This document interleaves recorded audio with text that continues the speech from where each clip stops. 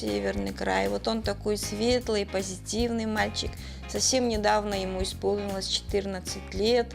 Вовчик очень рукастый. Я вот сама видела, как он плел фенечки.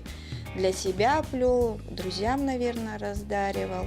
Но воспитатели хвалят его, помогает воспитателям, смотрит за мальчиками, увлекается баскетболом, спортивный мальчик. Он очень разговорчивый, общительный. А что ты еще любишь делать? Вот помимо того, что ты рисуешь пластику. Гулять, баскетболом заниматься, рисую. А что еще рисуешь, кроме росписи пластику? Ну, там рисунки срисовываю. Когда у тебя талант рисования. Угу. А свое будущее ты с чем хочешь связать? Где бы ты работал, на кого бы ты выучился? На механика. На механика. Угу. Это механик машин, в смысле? Угу.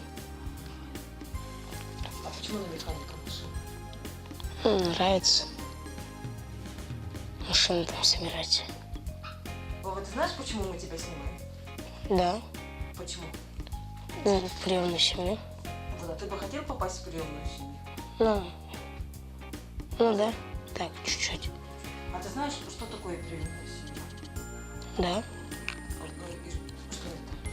Ну, типа, мама, но не родная. Отец тоже.